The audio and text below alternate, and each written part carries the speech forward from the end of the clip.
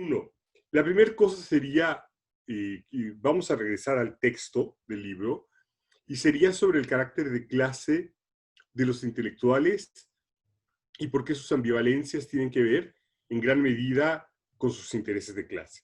Digo, quien es totalmente claro es en Madero, ya que Madero prácticamente desde un inicio rompe con los zapatistas y rompe con los orozquistas sobre la cuestión del reparto de la tierra, que no estaba en su programa original, pero que, sin embargo, para el levantamiento del 20 de noviembre, tuvo que llegar a acuerdos, ya que los antireeleccionistas con los cuales él contaba, tanto antireeleccionistas sinceros como los reyistas, estaban completamente apartados de su proyecto. No estaban dispuestos a ir a una revolución armada, y ahí hay, obviamente, ambivalencias de parte de Madero que tenemos que discutirlas. Dos, las ambivalencias de Camilo Arriaga, pero que Camilo Arriaga tiene un compromiso mucho más fuerte con la revolución y particularmente con el anarquismo, pero que tiene limitaciones de clase que no le permiten ir más lejos, ¿no? Eso sería uno de los puntos. Otro de los puntos importantes sería cómo los precursores intelectuales están fuera del establishment. El establishment, por ejemplo, que son los positivistas, particularmente Limantour, que Limantour es, digamos, la cabeza que mueve todo el aparato político y económico del porfirismo y de, obviamente, de los científicos. Y por otro lado, gente como Gamboa, que es un escritor extraordinario, que en su etapa, por ejemplo, en Francia, lee Nana y que posteriormente va a escribir Santa, muy parecido a Nana, por cierto, ¿no? O a sí, sobre todo a Nana, muy parecido. Casi yo diría que es una copia, pero bueno, los defensores de Gamboa van a saltar seguramente. Si lo digo, entonces no lo voy a decir para que no salten. Y bueno, y la otra cosa es como el positivismo tenía una base, que era una base muy similar, a pesar de que el positivismo son los liberales de finales del siglo XIX y principios del siglo XX, como tenían una consigna que era una consigna muy parecida a la de los conservadores del siglo XIX, ya que su consigna principal era orden y progreso. Recordemos que los conservadores tenían una consigna que había sido orden e imperio. Esta consigna había sido originalmente Iturbide, en contra del Santana, pero ya Santana después embriagado por las mieles del poder, manejando orden y progreso, y después el golpe de Estado contra Herrera, que también fue orden e imperio, perdón, también fue de Santana, en plena intervención norteamericana, ¿no? En plena guerra contra Estados Unidos, el golpe de Estado que se da contra Herrera y que precisamente tiene eso, ¿no? Entonces, como el positivismo, de hecho, retoma muchas bases del conservadurismo, ¿no?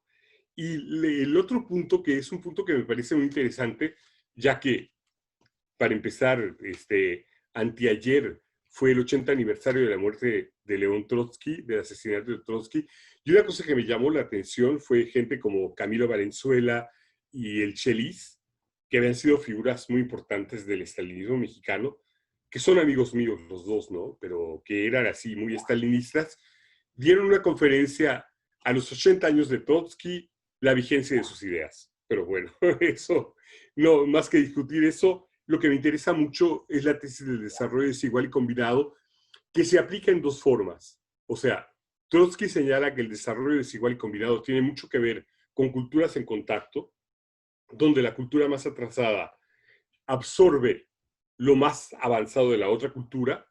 El ejemplo más extraordinario sería el de los griegos, los cuales 1200 años antes de Cristo era un pueblo de pescadores, piratas y criadores de chivos, pastores de chivos, o sea que se la pasaban correteando chivos por el cerro.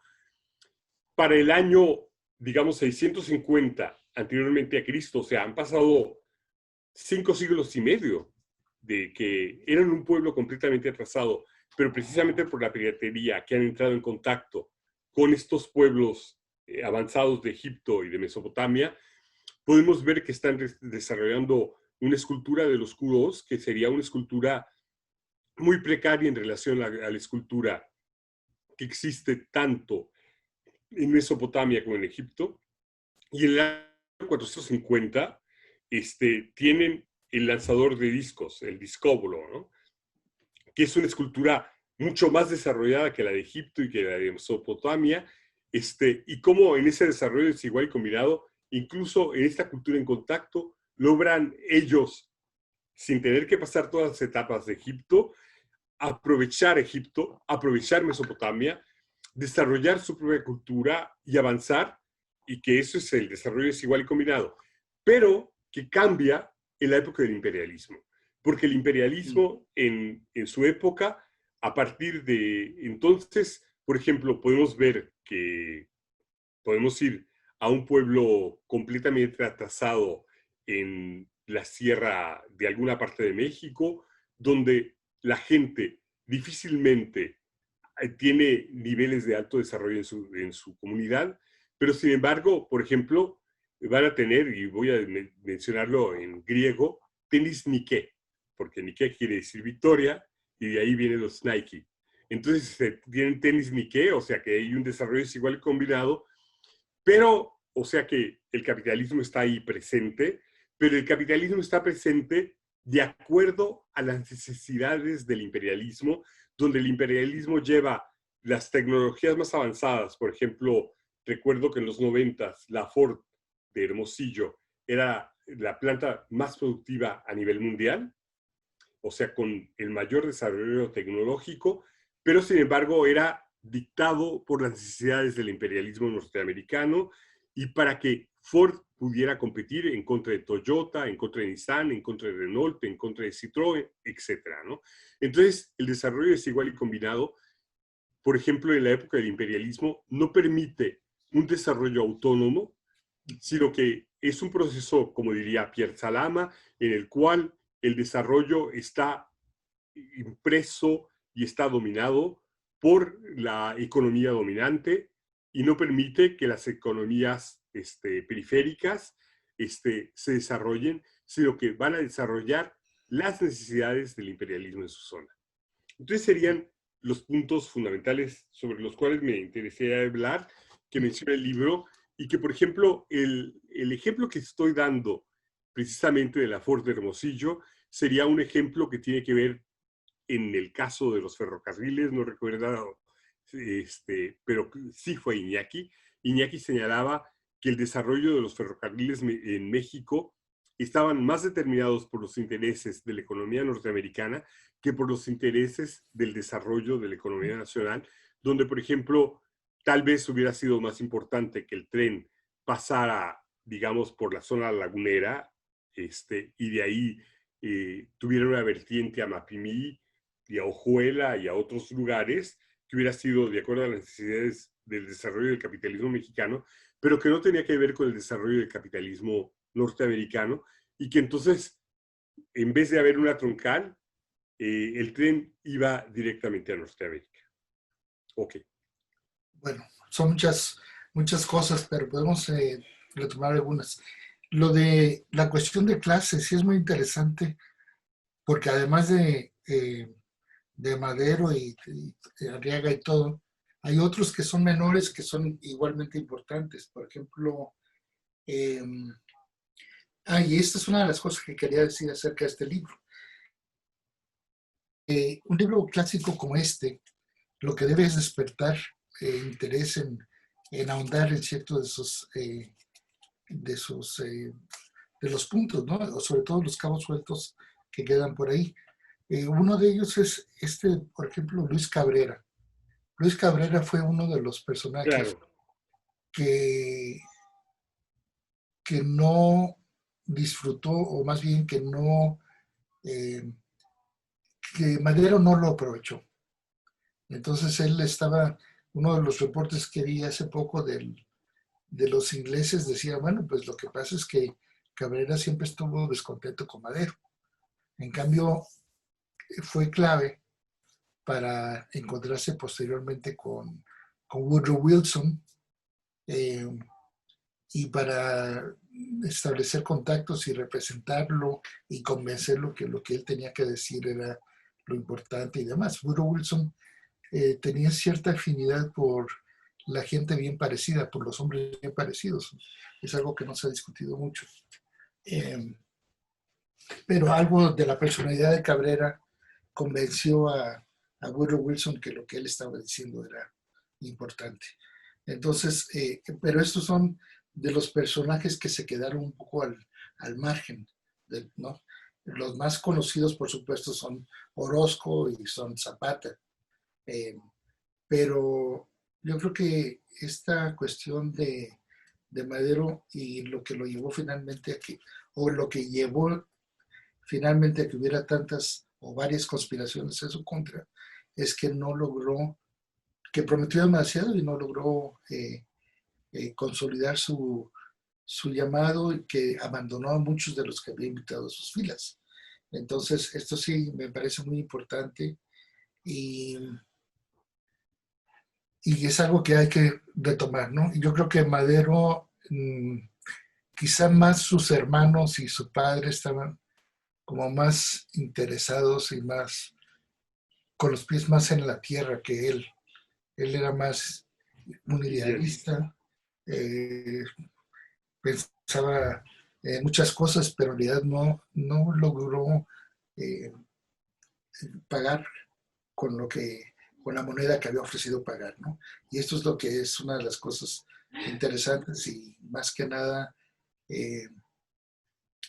que hay que ahondar todavía en esta personalidad tan ambivalente en cuanto a clase, en cuanto a ideología, en cuanto a derroteros políticos y en cuanto a cumplimiento de promesas, ¿no?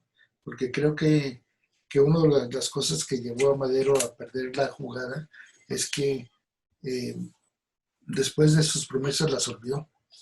Y es por eso que había esta gente descontenta, como el propio Pascual Orozco. Pascual Orozco contaba con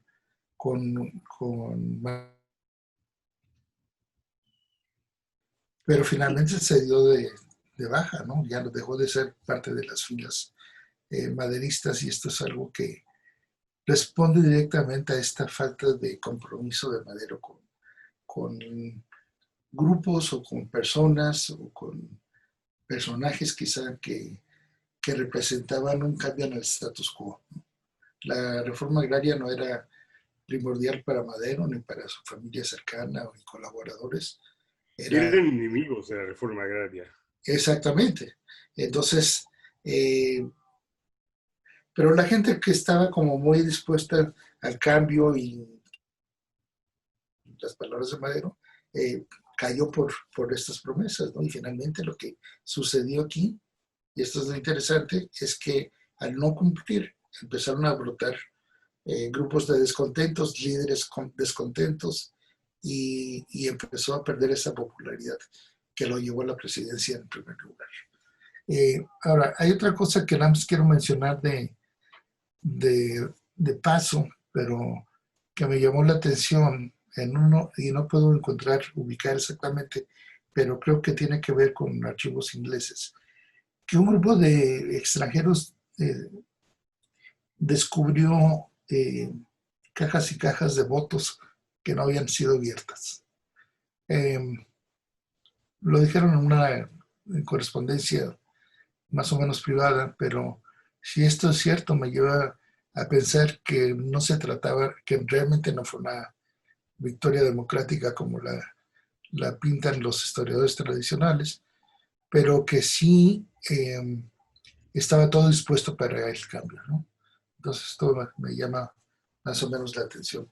Pero habías dicho algo de Arriaga, que las limitaciones, ¿qué es lo que... Sí, mira, sobre Arriaga es esto, ¿no? O sea, Arriaga prácticamente pues, es el fundador del grupo en San Luis Potosí. De hecho, es quien dirige los avances ideológicos del grupo en San Luis Potosí. Y sin embargo, llega un momento que el Partido Liberal Mexicano se radicaliza en gran medida por Arriaga y Arriaga no está dispuesto a ir tan lejos.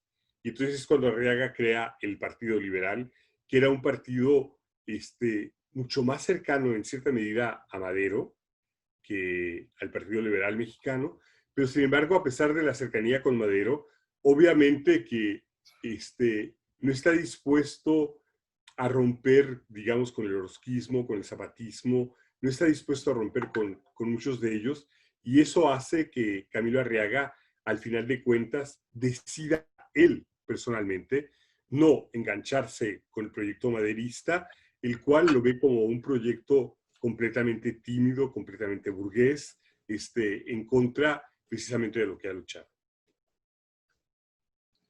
Sí, esto es muy interesante porque por otra parte no se pronunció en su contra. O sea, quedó como un poquito marginal en muchos aspectos, ¿no? O sea, por una parte, un liberal no radical, aunque él hubiera llevado las riendas de ese capitalismo en términos ideológicos, pero no reales, y no romper con estos grupos con los que Madero no necesariamente rompió, pero sí defraudó. Yo creo Pero se que enfrentó directamente con Orozco, por ejemplo. Y con exactamente, o sea, Zapata. es una de los grandes fracasos de Madero fue precisamente eh, abandonar a quienes lo habían apoyado en un inicio, ¿no? Abandonarlos en el sentido de creer que no eran tan importantes para seguir con lo que él estaba haciendo, ¿no?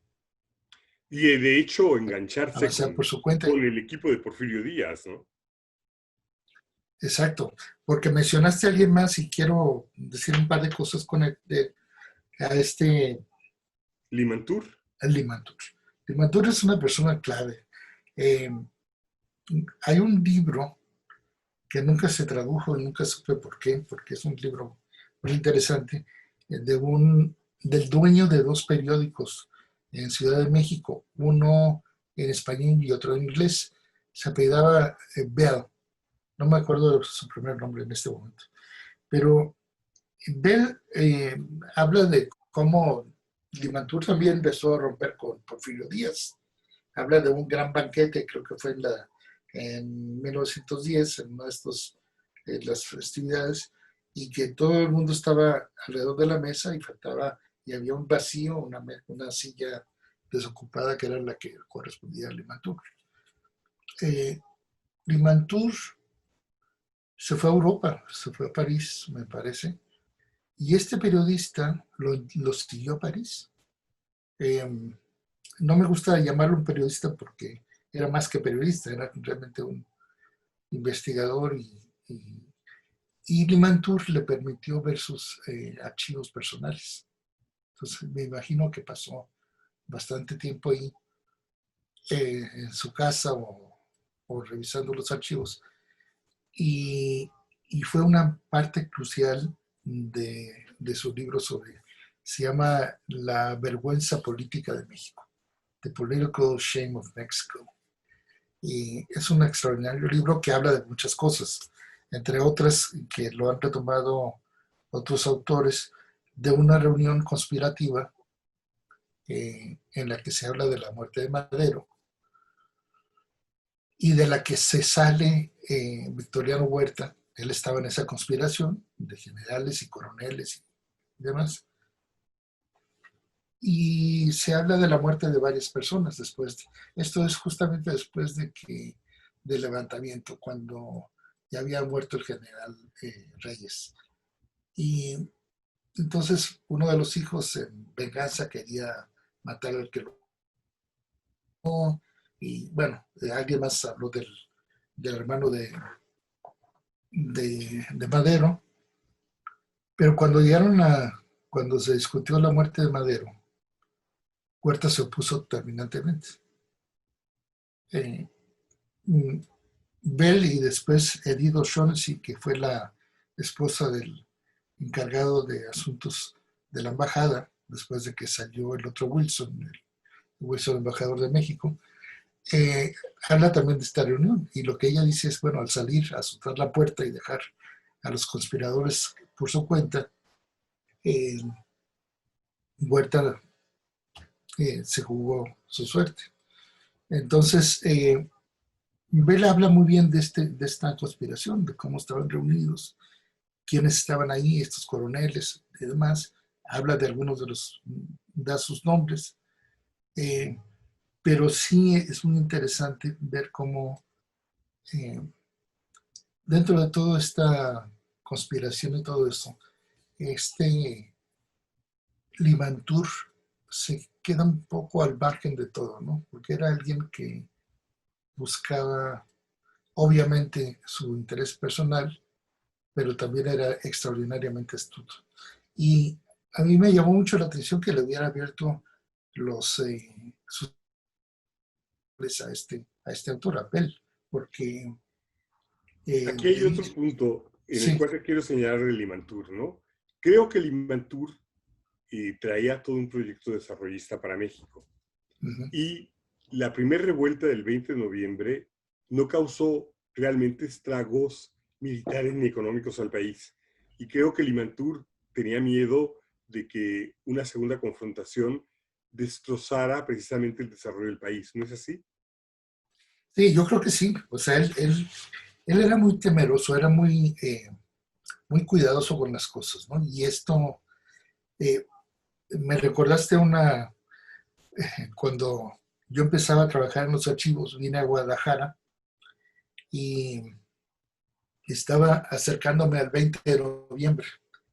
Entonces dije, pues ahora voy a enterarme finalmente cómo funcionó. Estaba trabajando en archivos administrativos del gobierno del estado de Jalisco y estaba acercándome rápidamente al 20 de noviembre y llegué al 20 de noviembre y todo seguía igual, todos los reportes administrativos. O sea, entonces me sorprendió mucho. Dije, bueno, ¿qué es lo que está pasando aquí? O sea, ¿por qué? ¿No? Y es lo que decía Womack en una de esas clases. Ni la revolución fue simultánea, ni ni cundió en todas partes, ¿no? Entonces, Sí, fue un efecto en Chihuahua, prácticamente nada más, en Juárez. sí, o sea,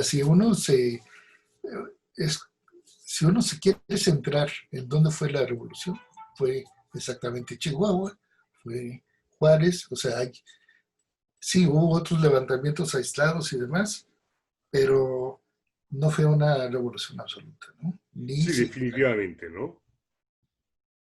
Sí. Y bueno, Limantur seguramente, aunque esto es muy difícil de comprobar y no lo he encontrado, al menos no en la superficie de los archivos diplomáticos, Limantur seguía en tratos con todos los grupos diferentes. Estaba muy al día. Y todos estos grupos, quizá no Zapata, pero Orozco y otros más, el mismo Arriaga, yo creo que hubo algo de contacto con él, pero no estoy seguro. Eh, Sí, es él posible, ¿no? mantenía, sí, yo creo que sí, porque y quizá eh, sin proponérselo influyó un poco de su forma, en la forma de Arriaga de separarse, de dividirse, de tranquilizarse, de parar este movimiento ya De exiliarse. y de exiliarse, ¿no? Así es. Entonces, sí, hay algo muy interesante ahí y todavía no sabemos suficiente de Limantur. Hay una biografía que no está mal escrita, que es resultado de una tesis de maestría. No recuerdo ahora los detalles, pero siempre Limantur ha sido un personaje clave para mucho de lo que todavía ignoramos. Mira, una cosa que me interesa hablar, Servando, Sí. sería sobre todo la diferencia entre la intelectualidad del establishment, que tenía que ver con la alta burguesía mexicana y el círculo alrededor de Porfirio Díaz, y Ajá, segundo, la intelectualidad que era mucho más de base, donde estaba el mismo Camilo Arriaga, digo, que era como el enlace entre las dos corrientes de intelectualidad, pero sobre todo que estaba la intelectualidad de la pequeña burguesía, de los maestros, en los cuales podemos encontrar a Librado de Rivera, a Enrique y Ricardo Flores Magón, podemos encontrar a Díaz Soto y Gama, etcétera, ¿no? ajá, Estas dos corrientes intelectuales que se daban en el país, los intereses propios de cada uno y además la diversidad de sus lecturas. Sí, yo creo que todos estos intelectuales, el gran problema de todos era que no estaban unidos, estaban muy separados, porque todos buscaban cosas distintas. En general sí querían un cambio, en general sí querían deshacerse de Porfirio Díaz y en general Madero representaba ese cambio. Pero pensándolo por otra parte como un grupo homogéneo, no podemos pensar en ellos como homogéneo, era un grupo que estaba al interior, estaba dividido y era en parte por cuestiones de clase. O sea, un Limantur también era intelectual, aunque fuera más un Era un tipo gran intelectual. financiero y fuera muy práctico en muchas de las cosas que hacía. Era un intelectual, pero no se rozaba o no tenía tantas cosas en común con Soto y Gama o con, ¿no? Eran, eh, la diferencia es que eran eh, efectivamente, como tú dices, de otras clases, de otra clase, de otro sustrato y se interesaban por otras cosas. Y obviamente eh, alguien como eh, pues el propio Soto y Gama o gente así, Flores Magón, querían empujar cambios, tanto beneficiosos para ellos, pero sobre todo para su grupo, para la clase que representaban los grupos con los que se codeaban. Mientras de Matur, no, él lo que quería era mantener el status quo hasta donde se pudiera. Eh, y esto lo representaba Madero. Por eso Madero era como aglutinador de diferentes grupos y diferentes eh, ideas, ideologías, en principio, pero no al final, ¿no? Ahora, este principio de siglo, digamos, entre 1910 y 1920, hay tres grandes revoluciones. La revolución china llevada por Sí, Sun Yat-sen, la revolución rusa llevada por Lenin y Trotsky y la revolución mexicana llevada por Madero y Carranza. Este, es muy interesante ver que hay muchos puntos en común en las tres revoluciones. Las tres revoluciones se dan en países dependientes, son países prácticamente de la periferia, no del centro de la economía, sino de la periferia de la economía, y, y se dan en momentos muy similares. Este, ¿cuál es, por ejemplo, la visión que tú sacas de esto? quizás las revoluciones fueran hijas de su época, ¿no? Que hubiera, es imposible pensar, o quizá cuestionable pensar que tuvieran contactos muy directos, por ejemplo, No, contactos no había. no había, bueno, quizá a través de personas de diplomáticos, digamos, pero no, era un ejemplo de la época de los cambios, de lo que se había mantenido durante muchos años. Eh, había un zar, había un Porfirio Díaz, entonces era como la época de la fatiga, ¿no? De la fatiga política. Y entonces por eso empezaron a brotar cosas. Ahora, también las revoluciones tienen cosas en común. Hace 10 años publicaron una serie de libros, que no los tengo aquí a mano, eh, que era un experimento muy interesante. Se trataba de reunir a escritores y a historiadores para que cada uno de ellos escribiera una obra pequeña, de fácil lectura. Eh, la idea era fabulosa y no funcionó porque, por ejemplo, los escritores, estoy pensando en una escritora que leí en su momento, Del Krause, a nadie le dijo cómo hacer trabajo de campo, de cómo consultar periódicos o ir a los archivos. Y escribió así, con toda una biografía de Victoriano Huerta, que tiene una parte fabulosa, que es cuando Victoriano Huerta regresa como espíritu y ella le dice, lo lleva a una calle que se llama Francisco y Madero. Eh, entonces, bueno, eso fue de lo que más me gustó de su obra. Pero lo que voy es que quien escribió la biografía de Carranza le dedicó el libro a la Constitución.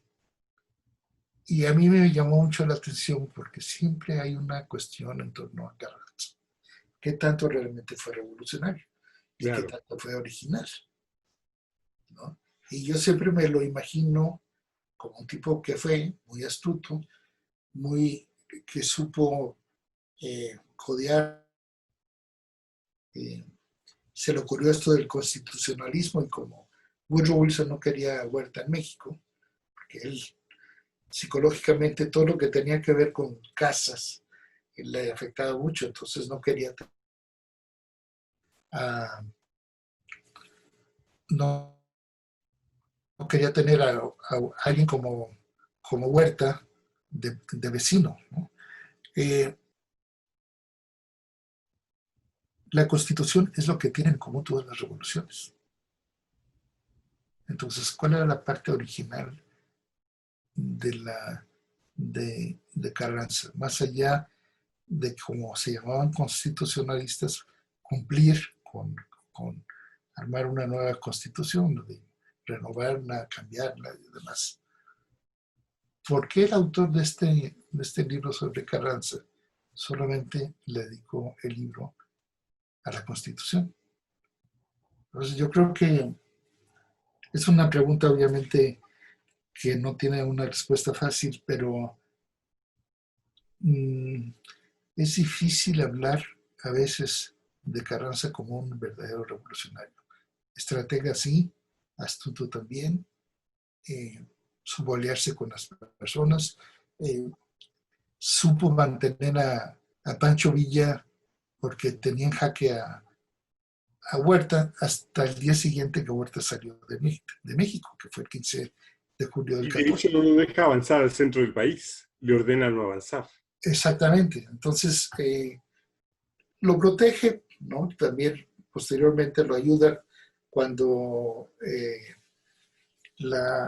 ¿cómo se llama? La expedición punitiva, eh, y es un término muy puritano. Alguien me preguntó, estaban los archivos nacionales de Washington, en Washington, la vieja sede, y alguien que fue compañero mío en la Universidad de las Américas, bueno, no nos conocimos, pero estuvimos el mismo tiempo ahí, me dijo, qué raro, porque siempre me he preguntado por qué se llamó la expedición punitiva. Era en castigo, se había portado mal. eh, Sí, Villa. por Columbus. Exacto, pero era porque, mira, te estábamos apoyando y mira lo que hiciste, ahora te vamos a castigar. Pero eh, Carranza también lo estuvo cuidando mucho, no dejó a Pershing alejarse demasiado de las vías del tren, entonces Villa siguió inmune. Pero bueno, era una figura Villa que Carranza utilizó hasta que dejó de serle útil. Sí, era un astuto, Carranza, por ejemplo, el hecho de que acepte entonces, el artículo 27 y 123 en la Constitución, que sería lo que lo acercaría con la Revolución Rusa y con la Revolución China de Sun Yat-sen.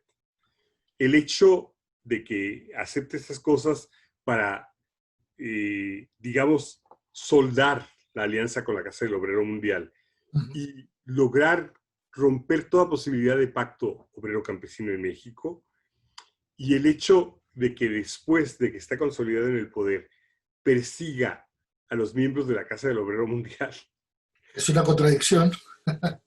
Sí, bueno, más que una contradicción, podemos ver el oportunismo de Carranza, Claro, o sea, cómo claro. Carranza ha sido completamente oportunista y ha sabido utilizar diferentes fuerzas en su favor, y en el momento en que ya los necesitaba, pues simplemente los barría rápidamente, ¿no?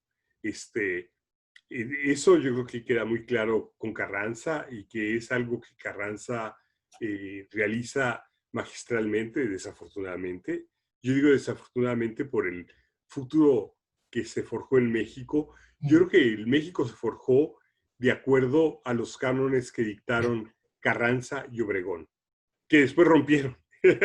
Sí, que también rompieron. Rompieron, digamos, Exacto. de una forma horrorosa, ¿no? O sea, Obregón fusilando a Carranza, ¿no? O sea, digo, eso es terrible, ¿no? Pero es parte del mismo juego y es parte de lo que era, digamos, un destino anunciado, o para Obregón o para Carranza. Deberías de escribir un libro que se llamara así exactamente, o para Obregón o para Carranza. No, sí, excelente, de verdad, ¿eh? Pero bueno, yo creo que a veces hemos sido demasiado eh, suaves con Carranza, no hemos sabido ser verdaderamente críticos de su trabajo. Eh, y al ser suaves, no hemos tampoco ahondado en esa otra dimensión eh, de la astucia que él tenía, ¿no? O sea, era una persona astuta, hábil, políticamente sagaz. Entonces, tenemos aquí un personaje que ha sido un poco maltratado porque no se le ha criticado mucho ni se le ha elogiado lo suficiente. Elogiado en el sentido de su capacidad política. Eh, y que estaba dispuesto a eso. Cuando Jesús Carranza lo secuestraron y el general, que era un general huertista, lo está usando de rehén, eh, no sé si conoces la historia, pero la historia es que se estaban escribiendo telegramas y el general le decía algo a Jesús Carranza le decía algo a su hermano, hasta que Venustiano dijo, a ver, pásame al general. Y le dijo, no, no voy a tratar con usted, haga lo que quiera. Y el general mató a Jesús Carranza. A lo mejor hizo bien para la humanidad, porque Jesús Carranza era eh, bastante nocivo en muchos sentidos, pero esto es un ejemplo más de esta facilidad de deshacerse de cualquier persona cercana o lejana en el momento en que deja de serle útil o que le deja Ya. de ser útil. Sí. Nos queda minuto y medio únicamente, entonces para despedirnos y anunciar que terminamos con el libro, que fue el libro del mes. Vamos a terminar el siguiente martes. Y bueno, fundamentalmente hay algunas preguntas que bueno, ya cada quien tendremos nuestra respuesta, ya veremos, ¿no? Y mencionar que, bueno, ha sido muy importante tratar este libro de Cockcroft, porque yo creo que es un libro, exactamente como tú dices, es un clásico, así como el Zapata de De Womack Womack. también es un clásico. Entonces yo creo que es muy importante volver a los clásicos para entender precisamente la historia que tenemos. Te agradezco de nuevo tu participación, Servando. Ha sido Igual, sumamente importante y, y además qué honor tener un nombre como Servando.